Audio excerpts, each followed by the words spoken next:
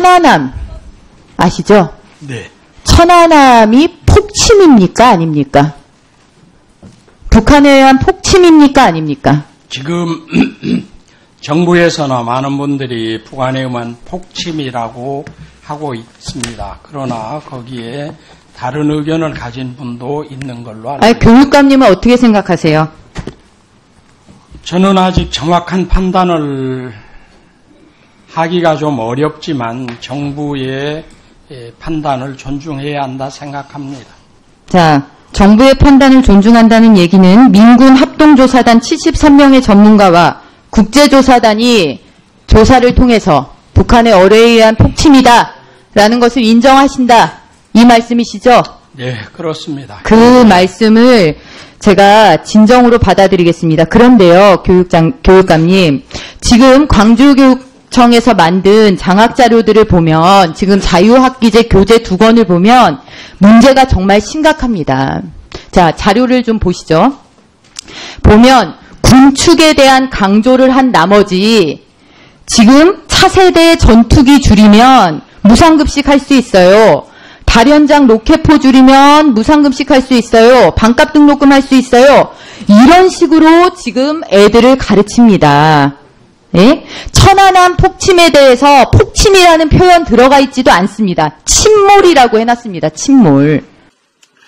자, 제가 광주교육청 국정감사를 하면서 정말 깜짝 놀랐습니다. 광주교육청에서 자유학기제, 정부의 역점 추진 사업인 자유학기제의 교재를 2권을 만들었습니다. 즐겁게 놀다 보면 나도 통일 전문가, 민주인권 평화교육 학습자료라는 걸 만들었는데 그 내용을 한번 보시면 제가 이 내용을 하나 드리면서 먼저 장관님께 문제 하나를 드릴게요.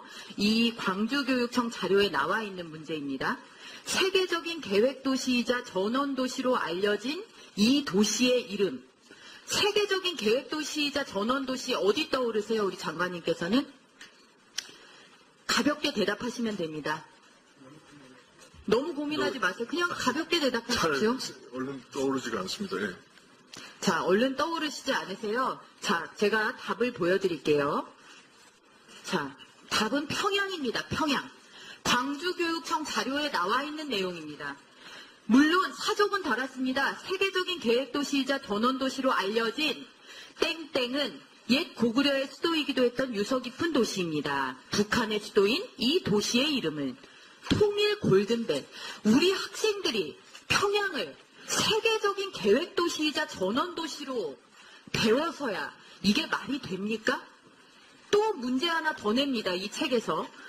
평양직할시 만경대구역 8골동에 위치하고 있는 아이들이 이제 그 내용, 그 북한에 있는 청소년들이 놀러도 가고 오락실과 컴퓨터실 개장된 여기가 어디냐? 만경대 학생 소년궁전 이렇게 해놨습니다. 북한의 아이들이 이렇게 위락시설 찾아서 놀러가서 즐기고 배우고 꿈을 키운다면 우리가 왜 북한을 세계 최악의 국가라고 일컫겠습니까? 이렇게 우리 아이들에게 북한에 대해서 그릇된 허상, 명백한 왜곡을 심어주고 있는 것들을 교육감이 발행인이 되어서 국가의 예산을 써서 만들고 있다는 이 사실, 장관님께서는 어떻게 생각하십니까? 심각한 문제점이 있다고 생각합니다. 이거는 제가 단언컨대 이건 대한민국에서 만들었다 그러면 믿어지지가 않는 내용입니다. 북한에서 직수입하지 않고서는 이런 내용이 만들어질 수가 없습니다. 어제도 전해드렸습니다만 우리 어린이들이 보는 일부 역사 도서에서 심각한 문제점들이 발견되었습니다. 북한의 김일성은 전설적인 영웅, 반면 이승만 대통령은 꼭두각시로 묘사하는가 하면 대한민국의 정통성을 비하하는 듯한 표현도 여러 군데서 발견되었습니다. 윤혜웅 기자의 보도를 먼저 보시고 더 자세한 얘기는 직접 물어보도록 하겠습니다.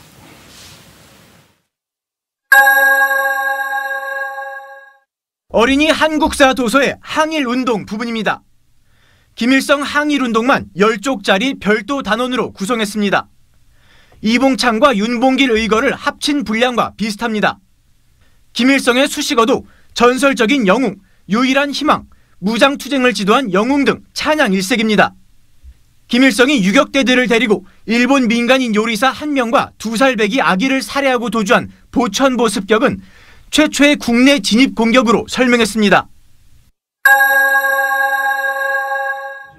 해방 이후 부분도 문제가 많습니다. 대한민국 정부는 그냥 수립이고 조선민주주의 인민공화국은 탄생입니다. 김일성은 북한 주민을 이끌 한국인으로 치켜 세우면서 이승만은 미국의 꼭두각시로 깎아내립니다. 남북 분단은 미국의 남한 점령 때문이고 낮은 경제 자립은 미국의 원조 때문이라며 모든 문제를 미국 탓으로 돌립니다. 최근 정부가 마련 중인 한국사 교과서 지필 기준 시안에 6.25 남친미라는 표현이 빠져 우려의 목소리가 나왔는데요. 그래서 저희 취재진이 지필 지침을 따르지 않아도 되는 초등학교 한국사 참고서는 어떤지 30여 권을 하나하나 살펴봤습니다. 그런데 일부 참고서에서 국군을 인민군의 적으로, 유엔 연합군을 침략자로 기술하는 등 왜곡이 발견됐습니다. 윤혜웅 기자가 취재했습니다. 한 대형 서점 책장에 빼곡히 꽂힌 초등학생용 역사도서. 6.25 전쟁을 어떻게 기술했는지 살펴봤습니다. C출판사의 현대사 서적은 6.25 전쟁이 일단 북한의 책임이지만 남한도 잘한 건 없다며 양비론을 펴니다. S출판사의 논술 지도교재는 북한이 쳐들어온 이유가 민족 반역자에게 고통받는 인민을 해방시키기 위함이라고 적었습니다. 흔히 북한에서 이야기하는 자기들 변명식의 논조를 그대로 반영해서 지금 서술해놓은 것 같은 느낌을 많이 받았습니다. 이뿐만이 아닙니다. 국군은 인민군의 적이라고 해놨고 유엔 연합군은 땅을 빼앗는 침략자로 기술했습니다. 그런가 하면 북한군이 낙동강까지 밀고 내려왔을 때를 조선민주주의 인민공화국이 민족 반역자와 악질 지주를 처단했다고 미화했습니다. 반면 국군과 유엔군은 17만 명을 학살했다고 비난합니다. 초등학교 때 이런 엉터리 같은 왜곡된 역사관이 고스란히 지금 노출되는 거잖아요. 범죄 행위 같아요. 지필 기준을 따르지 않아도 되는 역사도서 일부에 6.25 전쟁 왜곡이 도를 넘었습니다. 앞으로 고교 역사 교과서에서 대한민국이 한반도의 유일 합법 정부라는 내용이 빠지고 자유민주주의 대신 민주주의란 표현이 쓰입니다. 네, 교육부가 공개한 2020년 발행 새 역사교과서 지필기준 시안에 담긴 내용인데요. 역사교과서가 어떻게 바뀌는지 이재동 기자가 전해드립니다.